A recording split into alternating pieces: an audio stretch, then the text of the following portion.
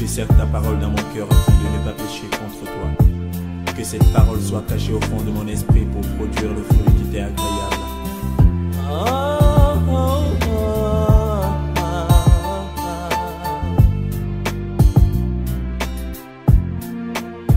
Plus que jamais, j'aime ta parole.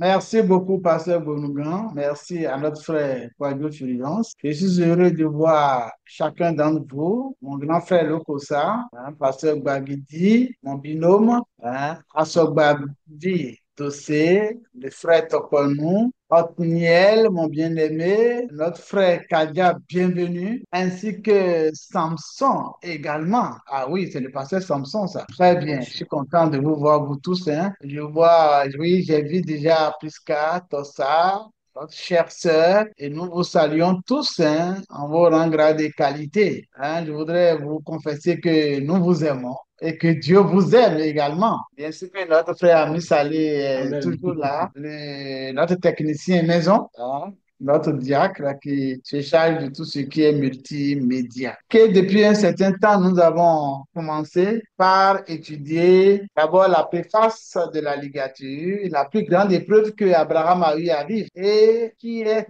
très, très important. Vous savez que toutes les grandes religions se reconnaissent en Abraham, que ce soit la chrétienté, que ce soit le judaïsme, que ce soit les musulmans, et tous ils se reconnaissent Abraham comme étant un homme clé, sinon le début de leur foi, en quelque sorte. Donc, l'homme Abraham, père de la foi, notre patriarche, a beaucoup à nous enseigner. Et cette épreuve que nous allons voir, que nous allons décortiquer, est l'épreuve la plus compliquée, le défi le plus grand qu'il a vécu et qui a eu des conséquences même dans le temps de la grâce pour nous autres. Il y a un bon lien à effectuer. C'est pourquoi cela devrait mériter qu'on s'y attarde un peu plus. Donc ce soir, nous allons commencer. Si nous arrivons à achever, ce serait tant mieux. Sinon, on pourra continuer la semaine prochaine parce que je sais que vous avez beaucoup de choses à dire. Je sais que ce soir, je serai béni par notre pasteur, certainement. La thématique, c'est l'épreuve de la ligature d'Isaac. Ça, la thématique et nous nous appuyons sur Genèse 22, verset 11 au verset 19. La question centrale, avant de laisser la parole à notre pasteur Balidi pour lancer, est la suivante. Quel pourrait être l'objectif recherché par l'Éternel dans l'épreuve de la ligature? Nous avons associé à cette question centrale des sous-questions comme nous avons l'habitude de le faire afin de nous permettre de démarrer quelque part. Et en répondant à ces différentes questions, peut-être qu'on va en rajouter, puisqu'elles ne sont pas limitatives, eh bien, ça va nous permettre de répondre à cette question centrale-là. La première sous-question que nous vous avons proposée et que vous avez validée, c'est pourquoi Abraham a-t-il obéi à l'instruction divine dans cette épreuve? Deuxième sous-question, comment Dieu a-t-il réagi immédiatement face à l'obéissance d'Abraham? Troisième sous-question, comment peut-on décrire le film de la ligature? Quatrième sous-question, comment Dieu a-t-il réagi face à l'obéissance d'Abraham dans la dispensation de la grâce? Cinquième question qui suit, sous-question, à quel type d'économie pouvons-nous conclure? Sixièmement, que veut réellement Dieu en retour de son amitié ou de son alliance? Septièmement, enfin, quel est le prix de l'épreuve de la guerre? Voilà quelques sous-questions que nous avons déposées afin de pouvoir comprendre au mieux cette grande épreuve qui, ma foi, est très difficile, elle est choquante, elle est presque inhumaine. Voilà. Donc, nous allons faire comme d'habitude. La parole circule. Si quelqu'un nous rejoint, ici, chacun peut prendre la parole, dire ce que lui inspire la thématique et les différentes questions. Et il ne faut pas avoir peur de se tromper, parce que même quand on se trompe, nous savons nettoyer après les erreurs afin de pouvoir servir au monde ce qui est pur, voilà, ce qui est juste, les voies de la droiture. Voilà, donc il ne faut pas avoir peur. Nous venons ici pour éliminer ce que nous ne savons pas suffisamment. D'accord, les erreurs que nous portons, si on a dit des choses qui ne sont pas justes et qu'on apprend ce qui est juste, eh bien, on élimine nos erreurs. Et puis, nous venons pour recevoir la semence divine, pour nous édifier nous-mêmes et pour édifier les frères et sœurs et surtout le monde, puisque après tout ce que nous faisons, poster sur YouTube pour que le monde puisse s'en servir selon que le Saint-Esprit va orienter les. Alors, je vois déjà la main de mon binôme, mon ami, mon mentor, cher frère Yann Bagidi, me suis même levé. Et je vais lui dire, prendre la parole qui est la sienne. Prenez le micro, s'il vous plaît, cher pasteur. Le docteur me passe trop de pommade ce soir, hein. En tout cas, je sais que vous êtes, l'hypocrisie n'est pas dans votre camp. Vous Non, êtes non, un homme direct ouais, et j'accepte quoi. En tout ouais, cas, nous nous aimons. Nous nous ouais, aimons. Nous sommes faits pour rester ensemble et ouais. nous le resterons jusqu'au retour de Jésus de Nazareth. Amen, amen, Amen. amen, amen. Et permettez-moi à l'entame de vous donner un témoignage, docteur. Oui, J'ai oublié de saluer les bien-aimés. Bonsoir, chers tous. Je vous aime, le Seigneur Jésus vous aime aussi. L'esclave de Jésus est là, l'apprenti des Saintes Écritures est là. Nous sommes tous là pour apprendre. Vous voyez, et j'ai suivi le développement qu'a fait le docteur le samedi dernier. La Bible s'est tue sur beaucoup de points, sur beaucoup de sujets. Je n'avais jamais appris, je vous dis, depuis bientôt 40 ans, que Abraham aurait discuté, aurait échangé avec Dieu sur cette injonction-là, l'injonction d'aller sacrifier son fils. Moi, je n'avais jamais entendu ça. Mais quand vous l'avez exposé, j'ai compris que les choses en réalité ne sont pas aussi faciles que ça. Sacrifier son bien-aimé, son fils, le fils de la promesse, tant attendu. Ah, docteur, je l'ai appris maintenant. Je vais dire, je l'ai appris à mes dépens et je garderai ça pour tout. Nous sommes là pour apprendre. Et je voudrais exhorter mes frères et sœurs, même les questions les plus banales du monde. La Bible n'est pas un livre banal, hein? C'est la parole inspirée de Dieu. Et il faut que nous nous l'approprions pour mieux, et n'est-ce pas, être au service, ou être mieux au service, n'est-ce pas, de l'humanité qui se perd, de suivre. Donc ce soir, avec votre permission, j'aborderai la question centrale. allez-y, pasteur. Et deuxièmement, vous me permettrez de faire un parallèle entre l'Ancien Testament et le Nouveau Testament par rapport à ce récit. Et vous permettrez aussi que rapidement, j'aborde les sources exégétiques par rapport à la foi d'Abraham avant de répondre à 2 ou 3 questions et je laisserai l'antenne. OK. Donc, la question centrale est intitulée « Quel pourrait être l'objectif recherché par l'Éternel dans l'épreuve de la vie ?» Abraham avait obéi à Dieu bien des fois au cours de sa marche avec, mais aucune épreuve n'avait jamais été aussi contraignante que celle décrite dans le chapitre où nous sommes, le chapitre 20. Lorsque Dieu lui a ordonné, prends ton fils unique, celui que tu aimes, Isaac, va-t'en au pays de Moria et là, offre-le en holocauste sur l'une des montagnes que je t'indiquerai, selon Genèse 22, 2a. Cette requête était stupéfiante, puisqu'Isaac était le fils de la promesse. Comment Abraham a-t-il réagi alors, hormis l'éclairage que vous nous avez donné le samedi dernier? La Bible dit qu'il a immédiatement obéi. Et que tôt le matin, il s'est mis en route avec 2 de ses serviteurs, un âne et son fils bien-aimé Isaac, en amenant aussi du bois pour l'Holocauste. Son obéissance absolue à un ordre si déconcertant rend à Dieu la gloire qui lui revient. Et nous reste en exemple quant à la manière dont nous devons glorifier Dieu. Lorsque nous sommes obéissants, comme Abraham le fut, en croyant que le plan de Dieu est le meilleur scénario possible, nous exaltons ses attributs et nous le louons. L'obéissance d'Abraham à un commandement si exigeant manifeste l'amour souverain de Dieu, sa fidélité et sa bonté, et nous montre un exemple de foi à suivre, sa foi dans le Dieu qu'il avait appris à connaître et à aimer, a fait une place à Abraham dans le panthéon des héros de la foi. Dans le livre d'Hébreux,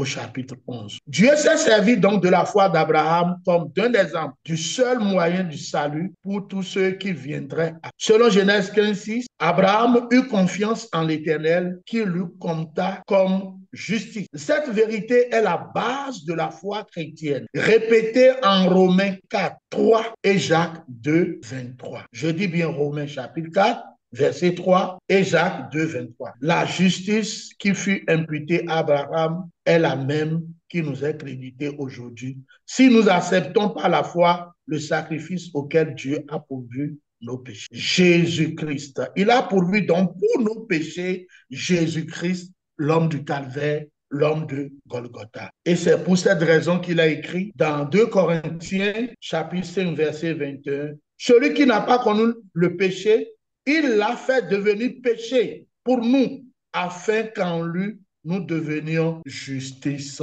de Dieu. » Je m'en vais ensuite faire le parallèle entre l'Ancien Testament et l'enseignement de l'Ancien Testament et le Nouveau Testament. Parce que cette histoire d'Abraham est une bonne dose de la foi. C'est un tremplin qui nous permet, n'est-ce pas, de savoir raison garder quand nous parlons. Donc, l'histoire d'Abraham dans l'Ancien Testament est le fondement de l'enseignement du Nouveau Testament sur l'expiation, le sacrifice du Seigneur Jésus sur la croix pour les péchés de l'humanité. Jésus a dit bien des siècles plus tard, votre ancêtre Abraham a été rempli de joie quant à la pensée de voir mon jour. Il l'a vu et il s'est réjoui. Selon Jean, chapitre 8, verset 56. Ça, ce sont les propos de Jésus. Parlant de parallèle, nous voyons au verset 2 de Genèse 22 une recommandation. Prends ton fils unique, celui que tu aimes. Mais quand nous descendons dans le Nouveau Testament, dans Jean 3, 16, il est écrit, en effet, Dieu a tant aimé le monde qu'il a donné son fils unique. Vous voyez, fils unique, celui que tu aimes. Et dans Jean 3, 16, on dit, Dieu a tant aimé le monde qu'il a donné son fils. Quant à l'injonction, va-t'en au pays de Morija et là offre-le en holocauste, c'est toujours le verset 2. On pense qu'il s'agit de la région où la ville de Jérusalem serait construite bien des années plus tard et où Jésus a été crucifié en dehors des murs de la ville, selon Hébreux chapitre 13, verset. Et là, offre-le en holocauste, toujours verset 2. Christ est mort pour nos péchés conformément aux Écritures, selon 1 Corinthiens 15, 3. Nous descendons. Abraham prit le bois pour l'holocauste, le chargea sur son fils Isaac. Ça, c'est le verset 6. Jésus portant sa croix, selon Jean 19, 7. Il y a vraiment un parallèle quand on dit Abraham prit le bois pour l'holocauste et qu'il a chargé son fils dessus. Nous évoluons, mais où se trouve l'agneau pour l'holocauste? Dans le verset 7. Où se trouve l'agneau pour l'holocauste? Jean, l'évangéliste Jean dit, voici l'agneau de Dieu qui enlève le péché du monde. Selon Jean, chapitre 1, verset 29. Et je rejoins mon docteur qui nous a tant parlé sur ce grand Dieu de providence qui saigne, maîtrise et conduit souverainement notre destinée. Alléluia. Amen. Il y a la part de l'homme, mais la part de Dieu est toute suffisante. À mon regard, il sera. Mon Dieu se pouvoira le même de la vie. Et il l'a fait plus tard. C'est pour cette raison qu'il a dit, au commencement était la parole était avec Dieu et la parole était Dieu. Cette parole s'est faite chair pour habiter parmi nous, pleine de grâce et de vérité. Et nous avons contemplé sa gloire, une gloire comme la gloire du Fils unique de Dieu, venu de Dieu Père. Il a pourvu cet agneau-là et cet agneau qui s'est, n'est-ce pas, livré à Golgotha, au calvaire, pour la rémission de nos péchés. Isaac, le fils, a obéi à son père en acceptant d'être offert en sacrifice, selon le verset 9. Jésus pria, mon père, si cela est possible, que cette coupe s'éloigne de moi. Mais il ajoute, toutefois, non pas ce que je veux, mais ce que tu veux. Le fils a obéi. Isaac a obéi. Jésus aussi, il a obéi. Il est resté dans une obéissance absolue à son père. Ça, c'est selon Matthieu 26, 39.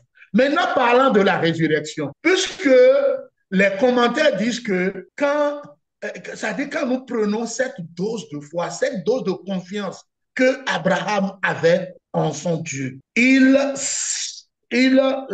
savait, ou bien il aurait su que même si le corps d'Abraham, même si Isaac était égorgé, puisque ligoté, il s'apprêtait à l'égorger, même s'il l'offrait, c'est vrai, on parle de ligature parce que ce sacrifice n'a pas abouti, mais même si c'était fait et que le feu, n'est-ce pas, transformait cet holocauste en cendre, Abraham savait en lui-même que Isaac ressusciterait. C'est le fils de la promesse. Et Dieu n'est pas un homme pour mentir.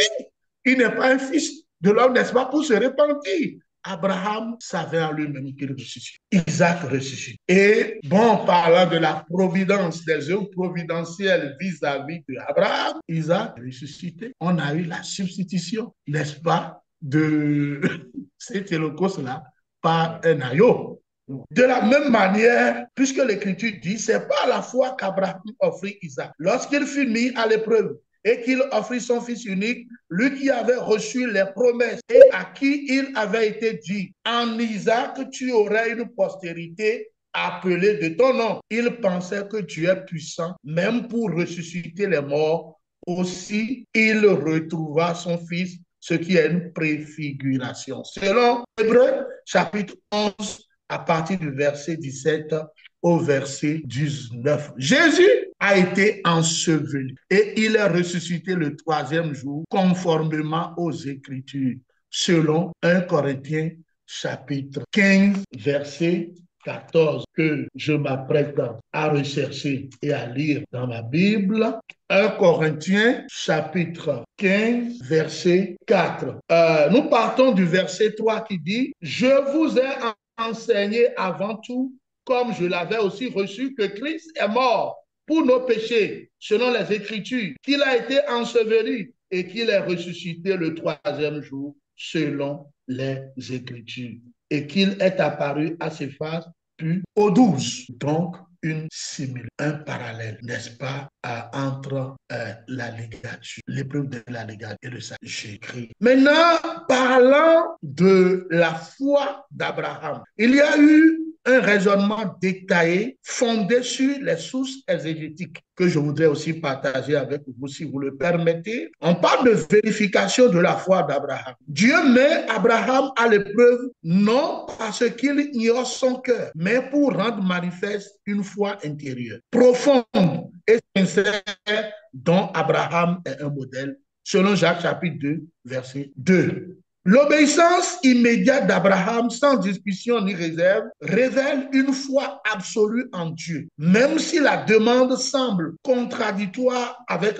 les promesses antérieures, naissance, postérité par Isaac. Et il faut ajouter que Dieu ne veut pas réellement le sacrifice humain. Le texte et la tradition affirment que Dieu condamne fermement les sacrifices humains. Vous l'aviez dit la dernière fois. Lévitique 18, 21 le dit. Jérémie 7, 31 le dit aussi. Je crois que vous avez été très bon, très synthétique sur les dispensations. L'ange de l'Éternel intervient à temps pour empêcher Abraham de sacrifier Isaac et substitue un bélier à la dîme, manifestant ainsi que Dieu est le Dieu de la vie, pas de la mort, et ne réclame pas la vie humaine comme offrande. Je voudrais encore dire à nos frères qui s'adonnent aux pénitences, qui, n'est-ce pas, vont faire des pèlerinages, qui se torturent le corps, qui s'en vont même jusqu'à se faire sacrifier sur la croix comme Jésus-Christ l'a fait. Bien-aimé, ce n'est pas le temps de le faire. Dieu n'en a pas besoin. Christ l'a fait déjà une seule fois pour toutes les fois.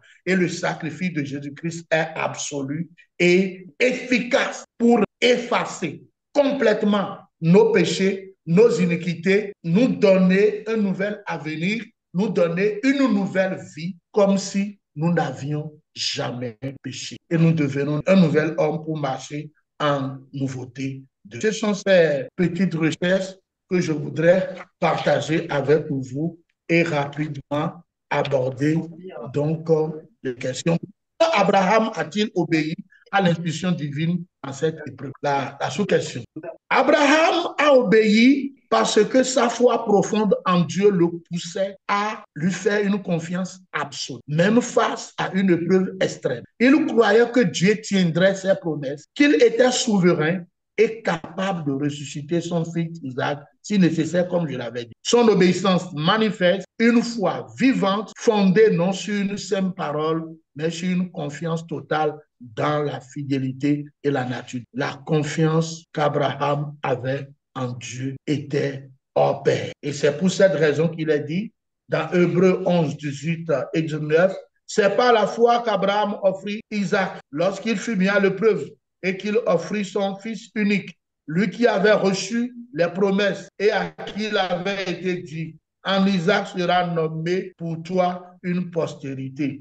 Il pensait que Dieu est puissant, même pour ressusciter les morts, aussi le recouvra-t-il par une sorte de résurrection. Deuxième sous-question, comment Dieu avait-il réagi immédiatement face à l'obéissance d'Abraham? Dans le livre de Genèse chapitre 22, versets 11 à 19, Dieu réagit immédiatement à l'obéissance d'Abraham en intervenant pour arrêter le sacrifice d'Isaac. C'est pourquoi nous parlons de ligature, de l'épreuve de ligature. Louant sa foi et sa fidélité et renouvelant sa bénédiction sur lui et sa descendance. Dans ces versets, au moment où Abraham s'apprête à sacrifier son fils Isaac sur l'autel, l'ange de l'Éternel l'appelle du ciel pour l'arrêter aussitôt, soulignant qu'Abraham a montré sa crainte de Dieu en ne refusant pas son fils unique. Cette intervention divine immédiate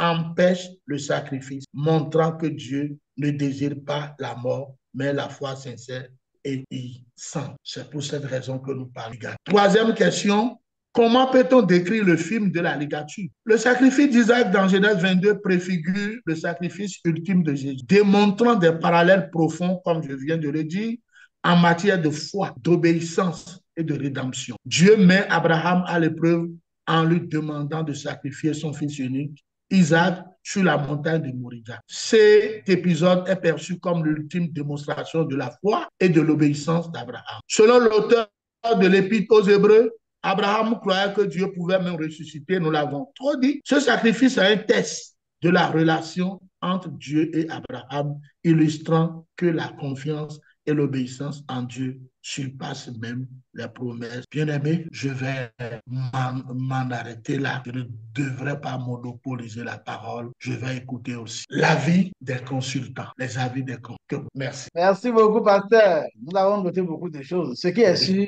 ce test-là, les chrétiens ont beaucoup à dire. Et absolument. Si les chrétiens ont beaucoup à dire, que dirait-on des pasteurs? Donc, les pasteurs en ont beaucoup. C'est eux qui nous enseignent ce que les chrétiens disent. Merci beaucoup. Alors, merci, lever la main, qui voudrait prendre la parole. Il y a longtemps qu'on a vraiment entendu notre frère Kadia. Hein? Ah non, il y a quelqu'un qui a levé la main. Je vois une main levée, non? C'est Samson. Il n'a pas levé la main? Ah, d'accord. Donc, frère, bienvenue Kadia. Priez activer le micro pour nous dire vos notes, s'il vous plaît. Bonsoir, chers frères. Bonsoir, docteur, et bonsoir, chers frères et sœurs connectés. Mais j'ai eu vraiment du plaisir à écouter mon papa, mon président, mon pasteur Bagidi.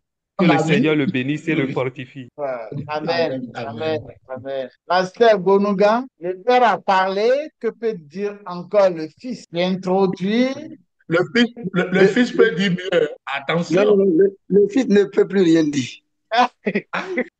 Quand le Père parlait, le Fils jetait aussi coup d'œil à ses recherches. Donc le Fils se met que ce que le Père dit que c'est ça. Merci beaucoup, docteur. Ok, merci infiniment. Frère Fulgence, oui. Bon, ce que je peux juste dire, c'est vraiment d'apprécier l'intervention du papa. Ouais. Je voulais rappeler qu'au pasteur Kolumba également, que le pasteur Bagidi est également notre papa. Donc, puisqu'il a parlé, bon, les enfants ne peuvent plus rien dire. Oh. Voilà. Donc, vraiment... Avec la Bible, c'est pas ça. Hein?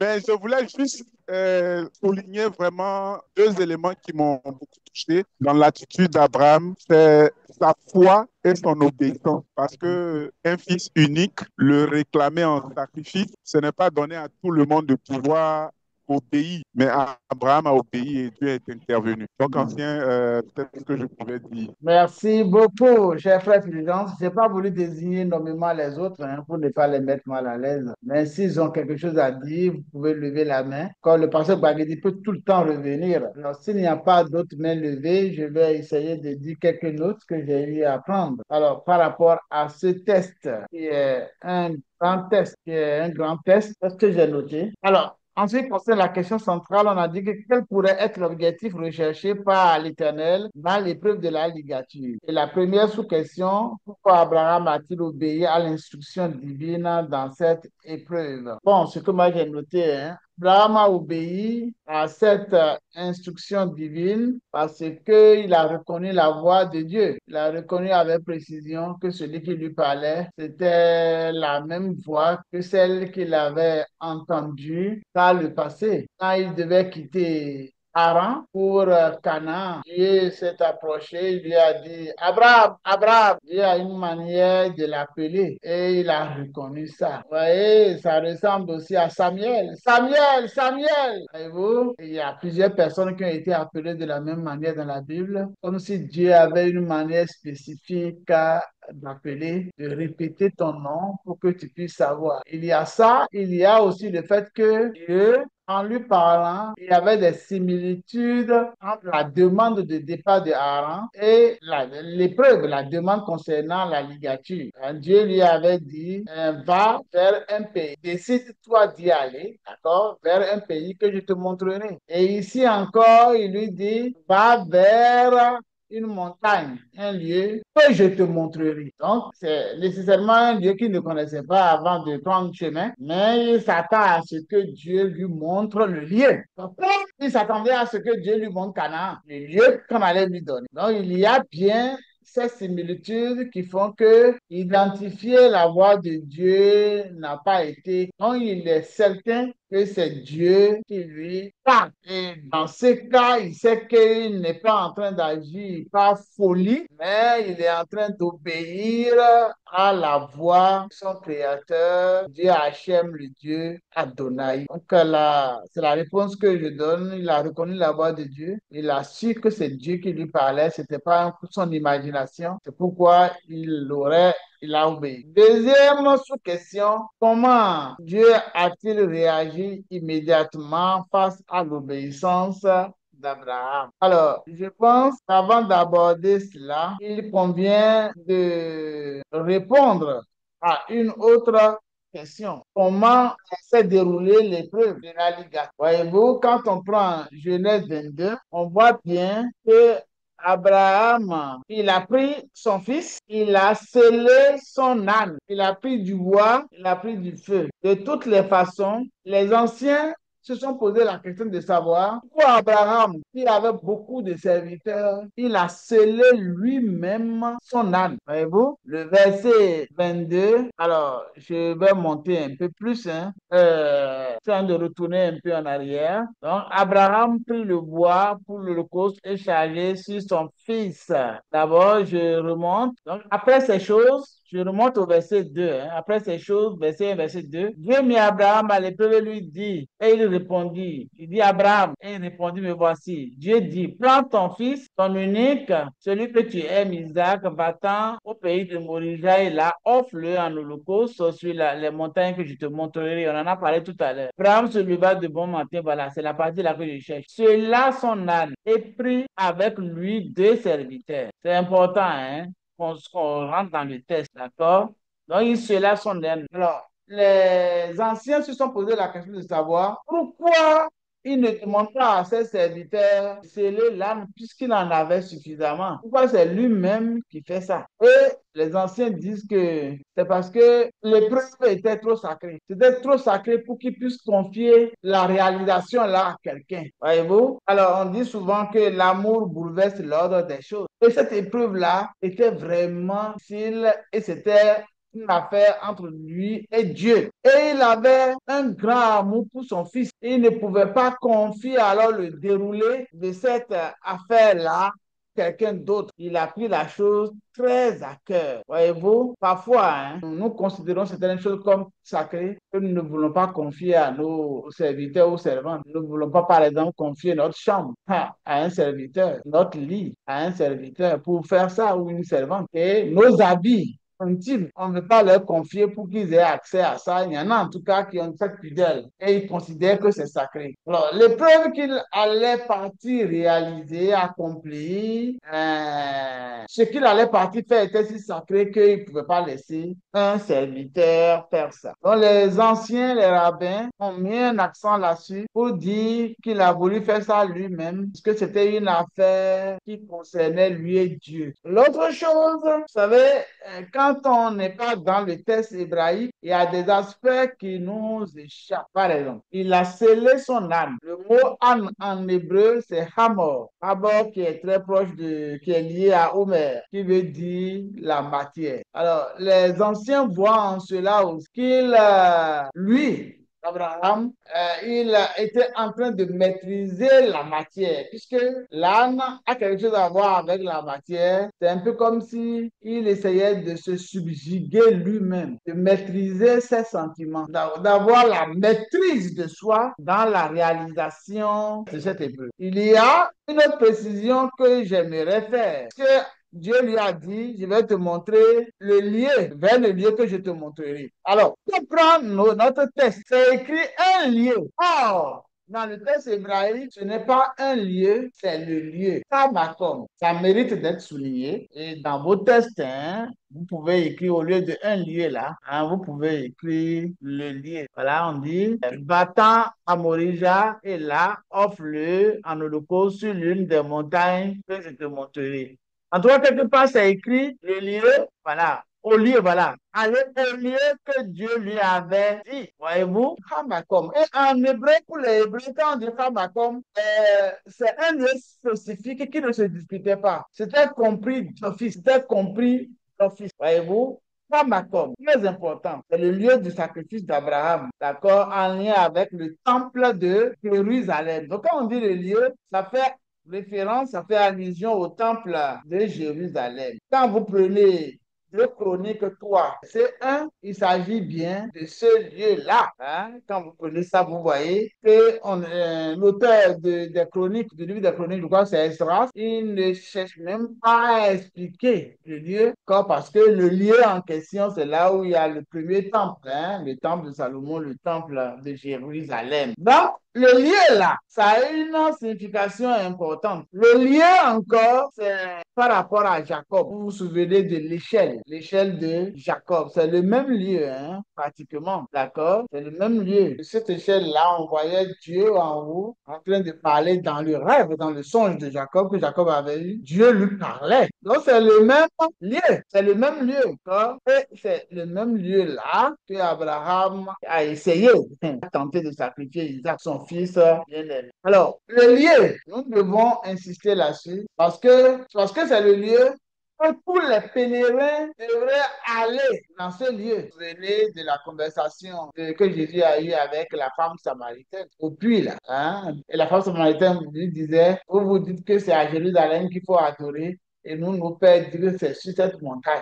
Vous vous souvenez de ça? C'est en réalité à cause de ces lieux. Et le lieu en question, c'est là où Abraham essayait de sacrifier Isaac. C'est le lieu de la ligature. C'est le lieu où Jacob effectuait son songe, où il a vu l'échelle. C'est le même lieu. Et vous savez que Chronique là a été écrit entre le 5e et le 4e siècle avant Jésus-Christ. Pourquoi tous les pèlerins devaient aller là-bas? Parce que tous les pèlerins devraient s'identifier à Abraham. Parce que Abraham, en obéissant et en réalisant cette épreuve-là, devient un héros véritablement de la foi et il déborde en grâce. Et tout à l'heure, nous allons certainement préciser cela. Ça devient une grâce un peu, je vais dire, de faveur méritée. Parce que part, il y a un mot qui dit, ce que tu as fait cela, nous allons certainement y revenir. Donc, il était indiqué de pouvoir faire cette précision-là. Alors, il y a d'autres précisions que j'aimerais faire. Donc, vous voyez que je reviens un peu sur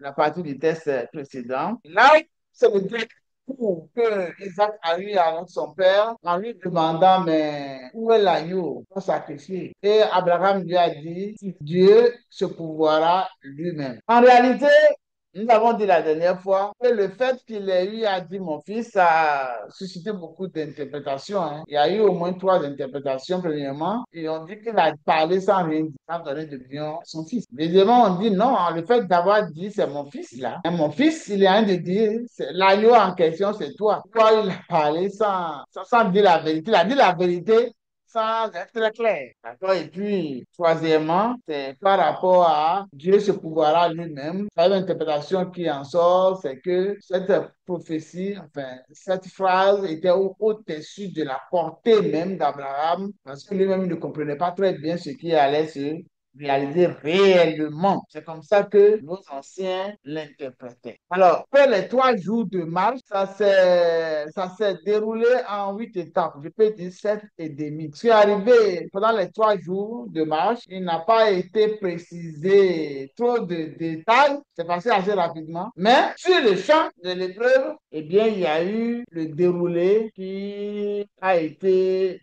très lent. D'abord, vous allez voir dans le texte, deux fois l'expression ils marchèrent ensemble. Et quand on dit ils marchaient ensemble, il s'agissait de le jeune homme et Abraham. Ils marchaient ensemble. Comme pour dire qu'ils étaient d'accord dans ce qu'ils faisaient, ce qui fait dire à certains commentateurs que les deux, avec Isaac même, étaient co-auteurs de la réalisation de l'épreuve. Par exemple, le verset 8, vous voyez, c'est écrit, et ils marchaient tous deux ensemble. Voyez-vous? Il y a une autre partie encore, vous allez voir, voilà. Verset 6, et ils marchaient tous deux ensemble. Donc, c'est verset 6 et verset 8, ils marchaient ensemble. Ces deux versets-là montrent qu'Isaac est aussi co-auteur de la réalisation de l'obéissance que Abraham a affiché dans la réalisation de cette épreuve. Alors, je m'en vais citer le déroulé des 7 et demi, hein, cette étape. Premièrement, on dit, il éleva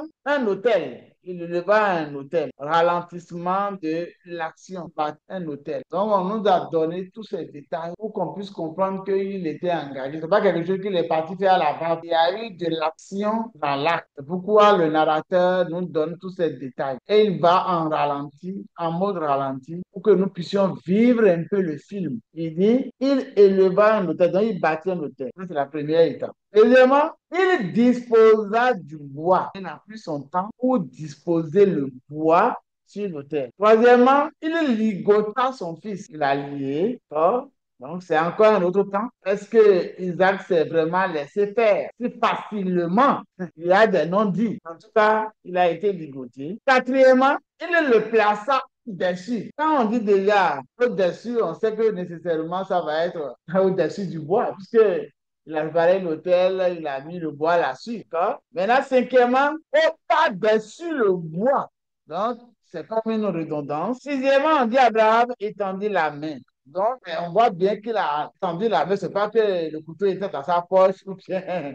Non, non, non. Il y a un geste qui nous est décrit. Ça veut dire qu'il était décidé, hein. Puis, septièmement, il prend le couteau. Et puis, quand je dis 7 et demi là, c'est 8e étape pour égorger son fils. Et c'est ça qui ne s'est pas accompli in fine. Voilà un peu le déroulé de l'épreuve de la nature que j'aimerais souligner. Alors, c'est à ce moment-là précis, une voix s'est fait entendre. Il y a eu comme un coup de tonnerre au ciel. Voilà. Là, on a entendu une voix venue. Alors, et cette voix-là, hein, c'est l'ange qui l'appela des cieux. Alors, par rapport à l'ange, la dernière fois, le pasteur Baguidi nous a parlé un peu d'angéologie. Et ici, ça revient un peu avec force détail. Alors, l'ange, selon les anciens, hein, selon les Hébreux, c'est Malach. Malach, c'est l'envoyé, voyez-vous. Et c'est la même expression qui est utilisée lorsqu'un homme envoie, comme si c'est Dieu qui envoie. C'est toujours envoyé. Que nous traduisons ici par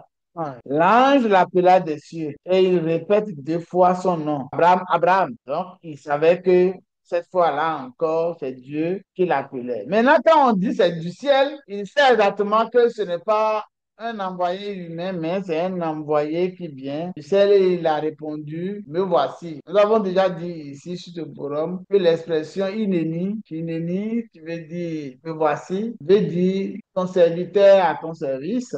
Voici ton obligé. Voilà ce que ça veut dire. D'accord? Quand lecteur, ben, nous autres, nous ne sommes pas très surpris. Mais lui, Abraham, il doit être surpris parce qu'il ne s'attendait pas à un ange là. En lisant Hébreu, dans la vision du christianisme, pour nous, c'est un peu comme si Abraham savait la science de... Ah non, c'était une vraie. Il était face à des inconnus. Même s'il espérait que Dieu pouvait faire quelque chose. C'est Dieu lui-même qui a dit de lui donner à l'enfant Isaac le rire. Comment se fait-il que ce nom-là va lui donner de l'amertume à un moment donné? Mais il était face à une épreuve et il a vécu aussi des surprises. L'ange qui est intervenu là, c'est vraiment une surprise. Et l'ange lui dit, n'avance pas ta main sur le jeune homme. C'est pas sur l'enfant, sur le jeune homme. Donc, c'est dans notre traduction, c'est écrit enfant. Parfois, on voit ça comme ça. Pas enfant, mais c'est le jeune homme. Donc, quelqu'un qui est capable de s'opposer, qui a une opinion à donner. On n'avance pas ta main sur le jeune homme, sur Nahar. Okay? Alors, je dois donner quelques précisions par rapport à l'ange de l'Éternel. Pour la chrétienté, quand nous disons l'ange de l'Éternel, nous voyons le Christ préincarné. C'est clair pour nous. C'est comme ça que nous expliquons. Christ préincarné. Bon, ici pour les anciens, cet envoyé-là, eh bien, il vient d'abord sous forme humaine, même si la voix se fait entendre du ciel. Très souvent, quand les anges arrivent, ils viennent sous forme humaine.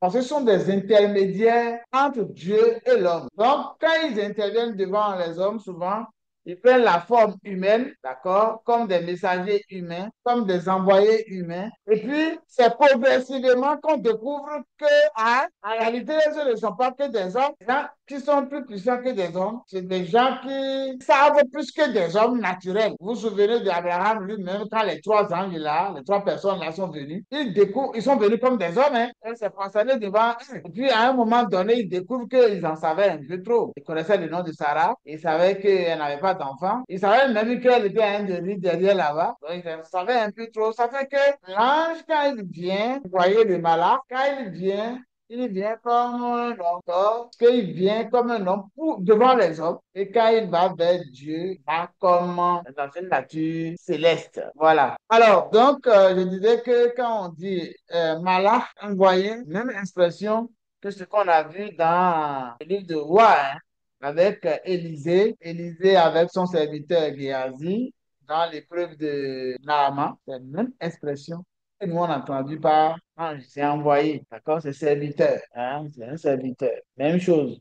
Vous vous souvenez aussi du coup Manoah, quand l'ange était arrivé, au départ, ils ont pensé que c'est un homme. Puis c'est au moment de lui offrir quelque chose que l'ange disparaît. Et ils se rendent compte que, on a eu affaire à quelqu'un, à une personnalité céleste. Donc, l'ange, c'est un peu comme ça que dans la Torah, c'était expliqué, quand l'ange vient de Dieu, on dit Malach Elohim, pour dire que c'est un messager de Dieu. Voilà, il y a des références que vous pourriez prendre Zacharie 1, verset 12, d'accord? Exode 23, verset 20 à 21, Juge 13, verset 9 à 22 dans le cas de Manoah. Alors, lorsque Abraham a entendu ce coup de tonnerre du ciel, lorsque l'ange l'a interpellé, quand il a levé les yeux, il a vu quoi? Il a vu le bélier, un bélier dont les cornes étaient pris.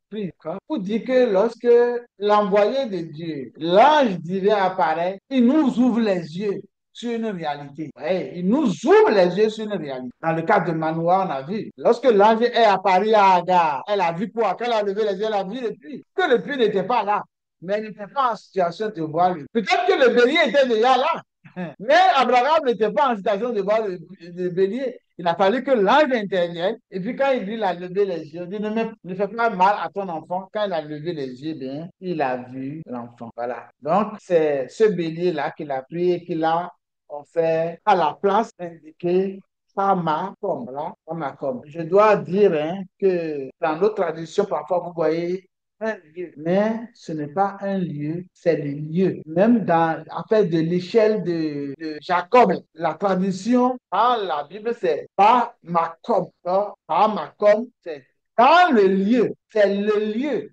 Donc, c'est un article défini. Ce n'est pas un lieu, article indéfini. Non. Donc, on peut corriger. Quand on va dans la version originale, c'est bien le lieu pour dire qu'il s'agit de ce lieu intable. D'accord? Si la concordance est faite pour dire que c'est dans ce lieu-là que Jésus a été crucifié, vous comprenez bien que ce n'est pas un lieu ordinaire. Alors, quelle précision j'aimerais faire? J'aimerais faire la précision suivante. Abraham a donné un nom à ce lieu et nous disons souvent Jéhovah, Jéhovah Jireh, mais il y a deux termes qui sont utilisés dans la version hébraïque et qui se suivent. C'est écrit Adonai Ire, qui veut dire le Seigneur verra. Le Seigneur verra. C'est écrit aussi Adonai Yirahé. C'est aussi écrit ça. Qui veut dire le Seigneur sera vu. Donc il y a les deux. Pour dire que lorsque les gens s'en vont en pèlerinage, cet endroit, c'est pour s'identifier à Abraham qui a une grâce particulière. Et parce qu'il a réussi cette épreuve-là, la grâce-là, hein, cette bonté de Dieu envers lui est devenue méritée. Le juste qu'il est devenu un peu comme mérité. Je vais donner tout à l'heure encore quelques précisions à ce niveau-là. Donc, lorsque vous allez en pèlerinage et que vous vous identifiez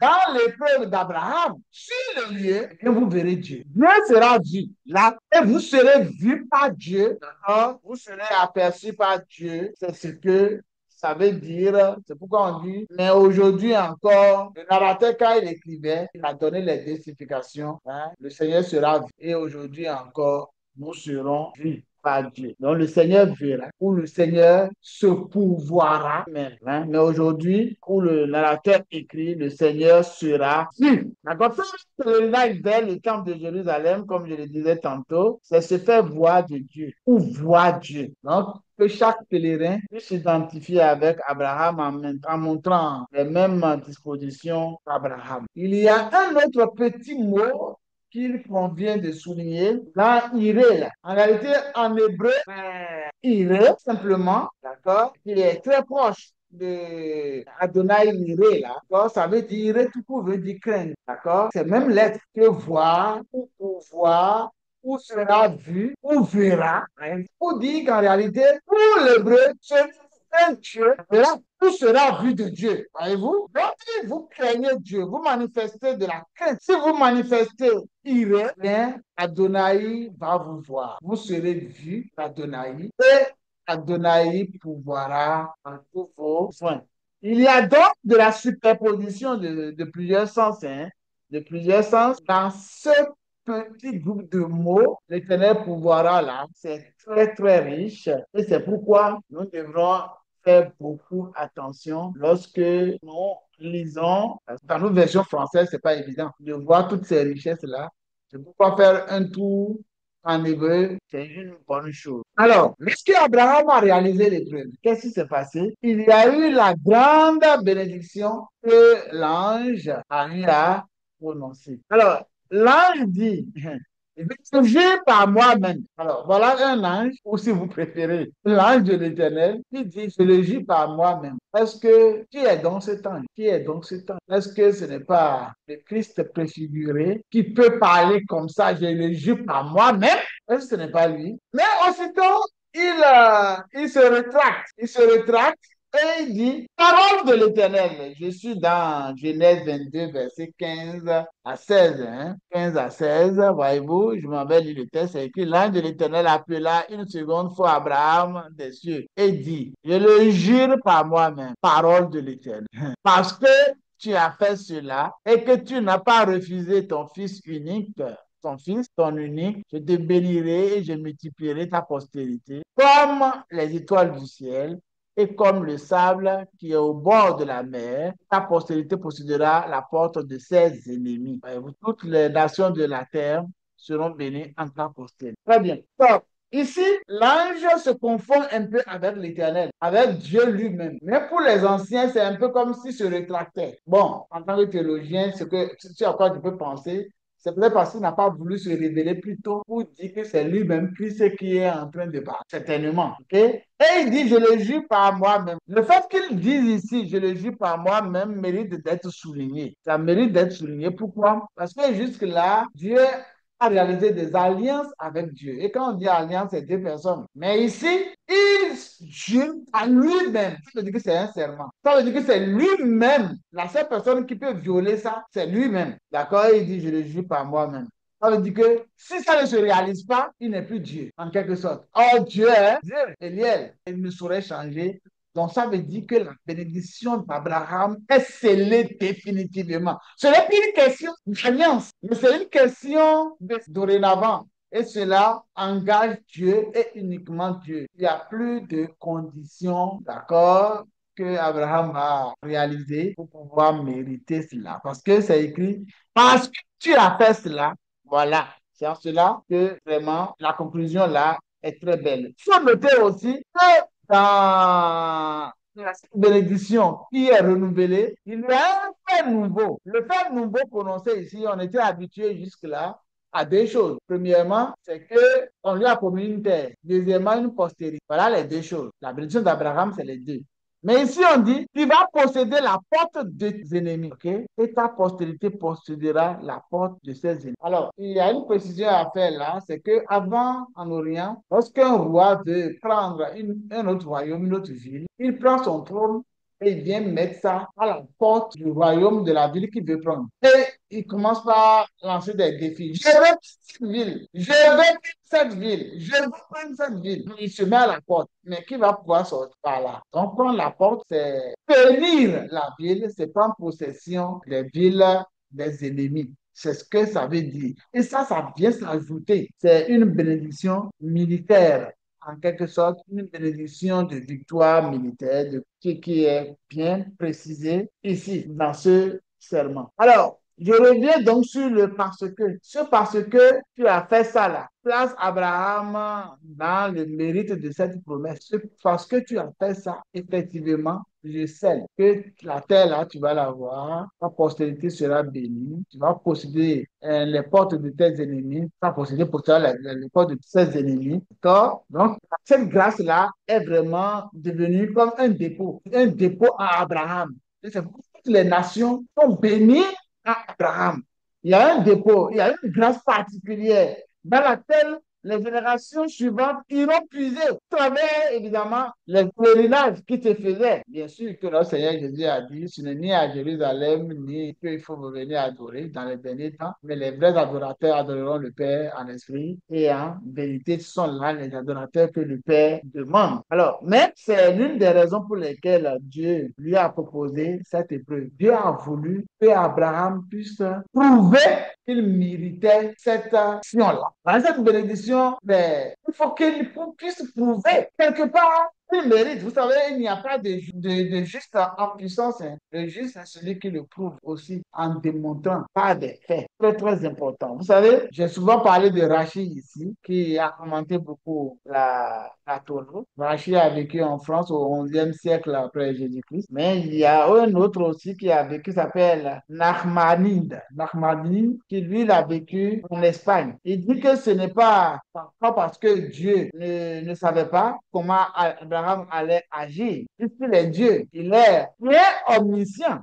Nachmanide dit que, étant donné qu'il est omniscient, il savait. D'accord? Mais un trait potentiel du caractère d'Abraham s'est réalisé. Et dans la tradition, un juste n'est injuste que lorsqu'il a prouvé cela par des actions. Donc, si tu dis que tu es juste, tu dois le prouver par des actions. C'est pourquoi un des apôtres a dit, montre-moi ta foi sans les œuvres, et je te montrerai ma foi avec les œuvres. Abraham a prouvé là. Donc il n'y a pas de juste en puissance tout simplement. Et Abraham ici, il passe de la puissance à l'acte, ce qui amène notre Dieu à pouvoir prononcer des bénédictions à travers des infinitifs tautologiques, dit paré à baréha, certainement je vais te bénir. Ou arba certainement ta postérité sera bénie. Et il y a eu, bien sûr, la nouvelle promesse dont je parlais qui est posséder la porte de ses ennemis. Et tout ça, parce que tu as fait cela. Vous comprenez bien avec moi que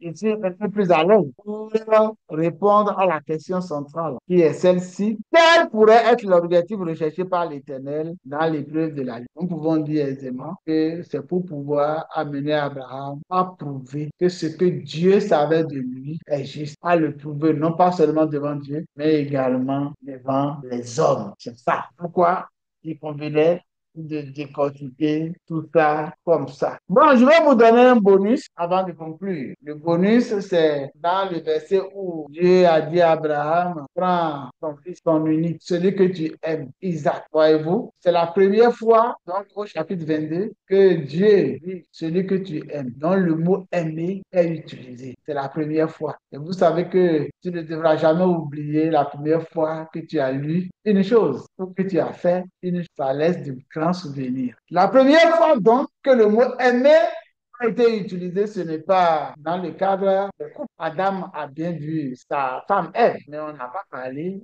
de s'aimer, non. Noé avait eu sa femme, on n'a pas utilisé le mot aimer. Abraham même, le patriarche lui-même, il a eu Sarah, on n'a pas parlé. Mais la première fois dans la Bible où on a parlé, c'est la relation entre père et fils. C'est dans cette relation-là que ça s'est passé. Et c'est entre Abraham et Isaac que cela s'est passé. Cet amour-là était si prononcé que si vous lisez la suite de l'histoire, vous allez voir que Abraham n'est pas retourné à Beersheba avec Isaac. Il n'est pas retourné là-bas avec Isaac. On dit dans le passage, il s'est retourné avec ses serviteurs, les jeunes. On n'a plus pas mentionné Isaac. Ça veut dire que Isaac a quitté là et il est parti se salaire ailleurs. C'est le drame. Comment se fait-il qu'ils sont venus ensemble et après l'épreuve, Abraham n'est plus retourné avec Isaac? Comment parler avec un père qui a essayé de m'égorger, qui en avait réellement l'intention parce que Isaac aussi a vécu que juste là, là, avant de se faire ligoter,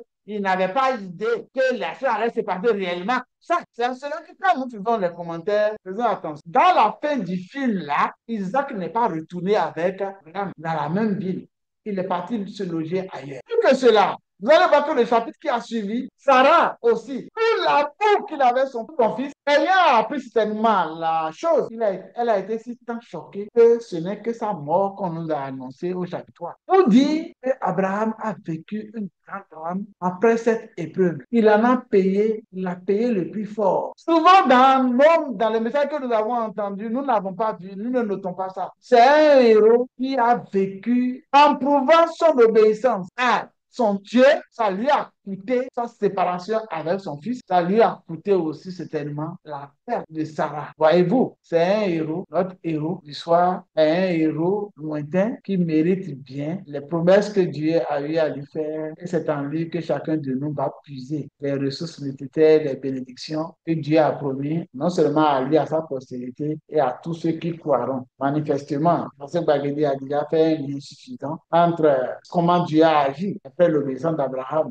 avec la nouvelle alliance. C'est que Dieu a choisi de donner son Fils aussi à l'humanité et quiconque croit en lui pourra rentrer dans cette bénédiction d'Abraham. Donc Abraham s'élève au-dessus des autres hommes pour se positionner définitivement comme étant le père de la foi. Voilà ce que je peux dire de mes notes que j'ai eu à apprendre et qu'il m'a plu de vous servir. S'il y a des questions, je vais me soumettre à ces questions-là ou des précisions, nous serons preneurs. Pasteur Bagidi, me voilà présenté.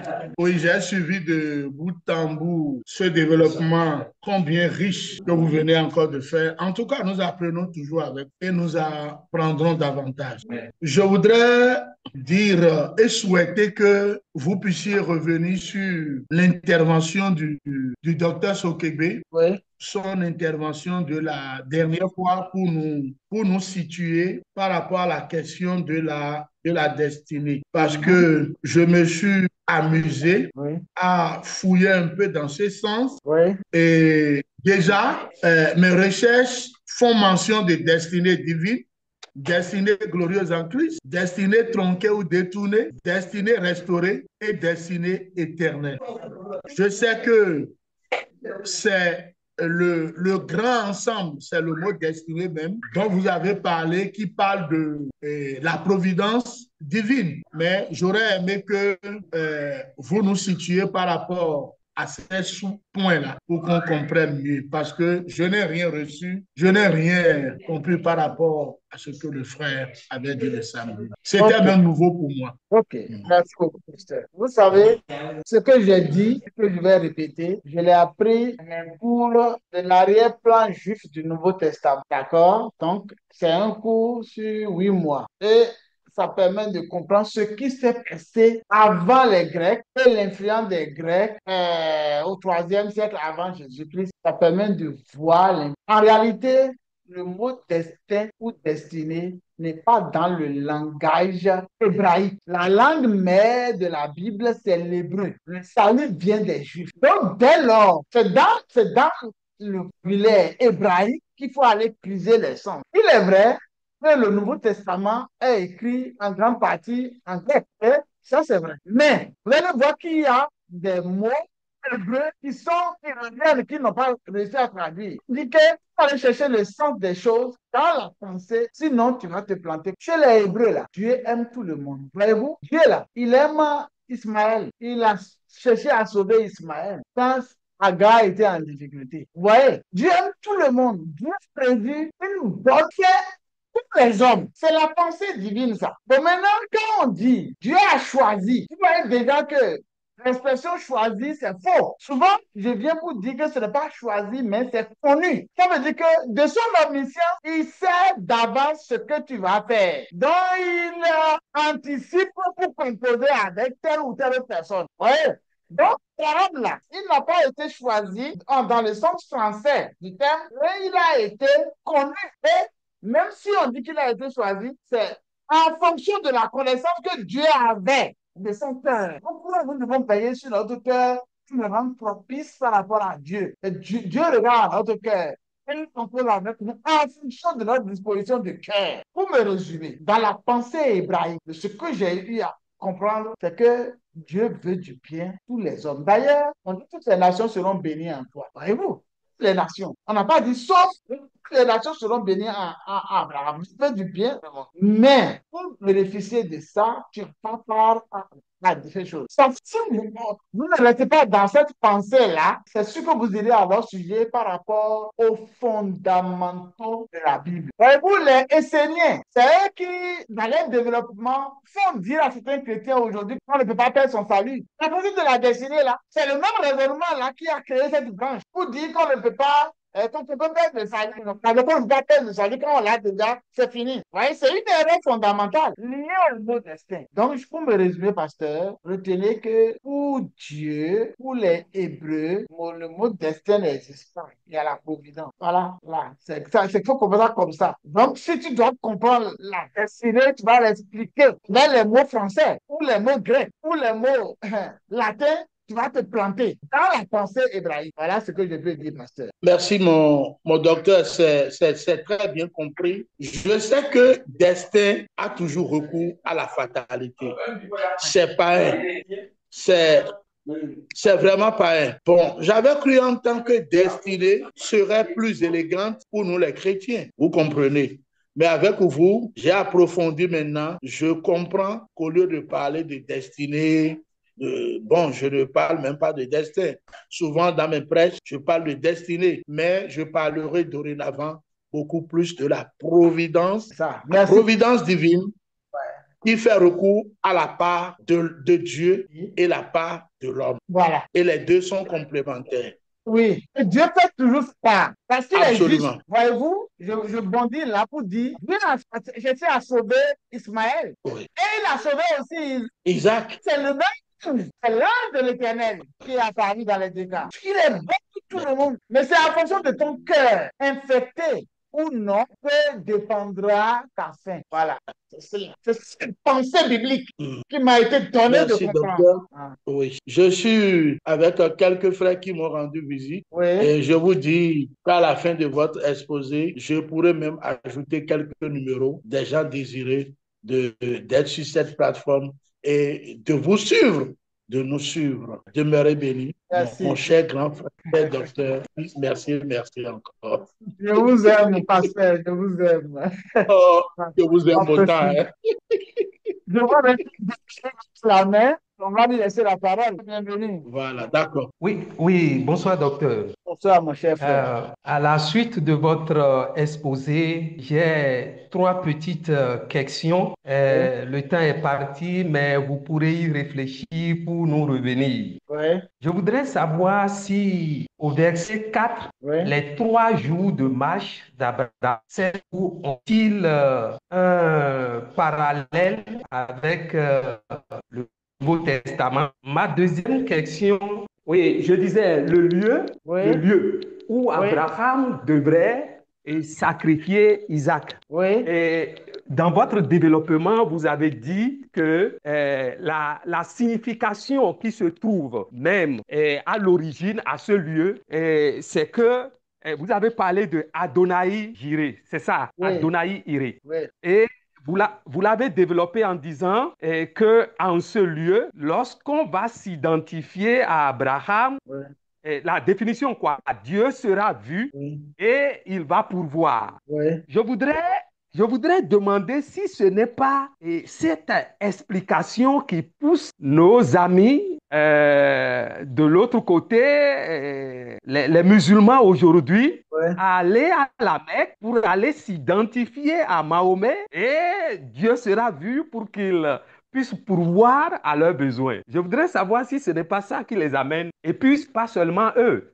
D'autres religions, hein, même les catholiques font des pèlerinages pour aller vers Marie et ses consorts-là. Ma troisième question, c'est par rapport au verset 16. Quand vous l'avez exposé, j'ai compris qu'il y a un temps pour recevoir la promesse, mais il y a un autre temps pour que la promesse soit scellée. Regardez, la promesse, on l'a vu dans Genèse 12, et Dieu l'a réitérée dans Genèse 13, réitéré Genèse 14, Genèse 17, plusieurs fois. Mais lorsque vous l'avez expliqué tout à l'heure, c'est après l'épreuve là que la promesse a été scellée maintenant. Donc, ça me pousse à m'interroger et à rester stable, quoi, par rapport à certaines promesses du Seigneur. Il y a un temps pour recevoir la promesse, mais nous devons tenir ferme, persévérant, pour que la promesse reçue soit finalement scellée. C'est important. C'est une question, si vous pouvez revenir un peu sur ça. Et puis Ok. bon, euh, pour finir, hein, un petit ajout, et Dieu est omniscient et Dieu connaît la sincérité de la foi d'Abraham. En réalité, moi je pense que l'épreuve va pousser Abraham à prouver sa foi aux yeux de nous les hommes. Parce que Dieu savait bien. Mais Dieu voudrait aussi que nous les hommes, nous puissions savoir ce que lui, omniscient, sait et connaît d'Abraham pour que nous Voilà. puissions vraiment s'y attacher. Ouais. Merci beaucoup. Merci beaucoup, merci frère, j'ai bien noté, hein. Bon, on peut aller rapidement. Les 3 jours de marche, on ne va pas voir 3 jours dans la tombe, hein. On ne va pas voir ça. Il y a des liaisons qu'on fait, c'est pas, faut pas se hasarder rapidement, quoi. D'accord? 3 jours, je ne vois pas de commentaires que j'ai reçus à ce sujet-là. Et vous savez, je veux rester le plus soft, le plus proche des interprétations reçues. C'est ainsi qu'on choisit de suivre le chemin des anciens. Vous savez que la responsabilité est très grande pour les enseignants. Donc, quand tu enseignes, il faut faire tout pour être collé à ce qui est vrai, à ce qui est authentique. Et ce que j'ai reçu, je ne vais pas déborder. Donc, je n'ai pas reçu de commentaires par rapport à ça. La deuxième chose par rapport à Morija, Dieu sera vu, oui. Adonai, là. En fait, Adonai, c'est Yahvé que nous disons souvent. Mais celui qui a fait hébreu, c'est que Yahvé, ce n'est pas le nom de Dieu en tant que tel. C'est une composition, ça contient le nom de Dieu. Le nom de Dieu, c'est 4 lettres. C'est le tétragramme. C'est le tétragramme. Donc, c'est Yod He Vav He. On dit ça. C'est après que ça a été vocalisé. Quand on nous dit souvent, il y avait Jiré, mais c'est Yodre, Babre, Jiré.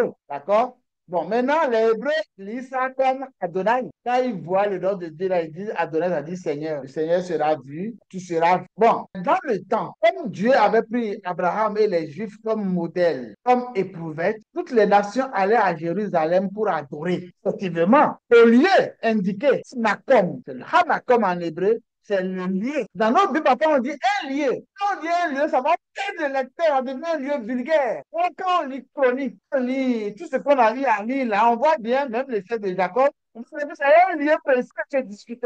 Quand on dit le lieu, on sait que c'est le lieu qui fait référence à Moria, hein, qu'on appelle Moria. D'accord? Bon, maintenant, tout ce qui a été fait et qui a eu bien un lien avec Jésus, quand Jésus a fait bien de dire à la femme samaritaine que, et on nous l'a rappelé, que ce ne sera plus ni sur cette montagne, ni à Jérusalem qu'il va falloir aller adorer. La dispensation dans laquelle nous sommes est une dispensation de grâce. Et n'importe où nous sommes, il est avec nous. D'ailleurs, dans cette dispensation-là, notre cœur est désormais le temple du Saint-Esprit. Notre cœur est maintenant là où réside Dieu. Le royaume de Dieu est maintenant dans notre cœur, dans le cœur de ceux qui croient.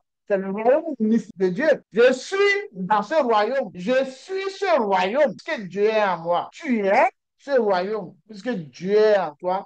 Et c'est la somme de chacun d'entre nous qui forme le royaume au complet. Si les gens continuent de faire des sacrifices ou de croire que c'est des pèlerins qui bénissent, ben, ils sont dans l'erreur. Ce que nous pouvons faire, c'est d'aller voir les lieux de visite pour voir l'authenticité des choses. C'est aussi simple que ça. Sinon, de là où nous sommes, Dieu nous parle. Et il nous parle vraiment. Plusieurs reprises, il m'a appelé Évariste. Et il m'est arrivé de dire Inéni, me voici Seigneur. La troisième question que vous avez posée, c'est par rapport à la promesse scellée. Bon, en fait, comme vous l'avez bien conclu, hein, comme on l'a dit tout à l'heure, c'est le cœur. Vous l'avez vu, je me suis resté accroché à la question depuis. Quel pourrait être l'objectif? L'objectif de Dieu, dans cette épreuve-là, c'est qu'Abraham puisse démontrer qu'il est vraiment un homme de foi aux yeux des hommes. C'est lui qui connaissait son cœur. Et on a dit au départ que là où c'est écrit Dieu a choisi Abraham, le mot choisi n'est pas adapté. Il l'a connu. C'est ce cœur qu'il a connu qu'il veut révéler aux hommes pour dire ce qu'il attend de chacun. Bien aimé, en tout cas, j'ai été très heureux d'avoir partagé ces instants avec chacun. Les pensées que vous avez dit, je prends la parole.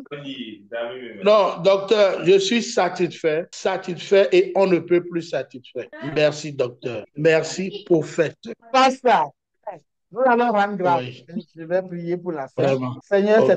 c'est ton œuvre que nous essayons de faire. Nous sommes tes obligés. Nous sommes à ton service, Seigneur. Merci de nous Merci, avoir mis Seigneur. ensemble. Tu as créé une communauté en ligne. Et de là Merci, où Seigneur. nous sommes, nous essayons d'échanger sur ta parole et la semer dans ce monde. Permets que cette semence soit bénie. Qu'elle puisse Au nom de Jésus. le monde. Que cela soit rempli d'onction. Que cela puisse Au nom de éclairer. Jésus. Que ceux qui Au nom l'écoutent de puissent Jésus. aussi véhiculer le bon enseignement qui vient de toi, afin que le monde puisse savoir que le fil d'or de la foi part d'Abraham jusqu'à bénis Merci, les uns et Seigneur. les autres dans leurs familles Merci. respectives et permet que demain, Merci. nous puissions nous réveiller, si tu ne venais pas dans cette nuit, pour aller encore t'orer, pour aller dire Merci. notre adoration au seul vrai. Sois loué, mon Père. J'ai prié au nom de Jésus-Christ. Amen. Amen. Amen, amen, amen, amen. Merci pour tout. Je vous souhaite une bonne soirée. Shalom. Merci, merci. Je serre ta parole dans mon cœur afin de ne pas pécher contre toi. Que cette parole soit cachée au fond de mon esprit pour produire le fruit qui t'est agréable.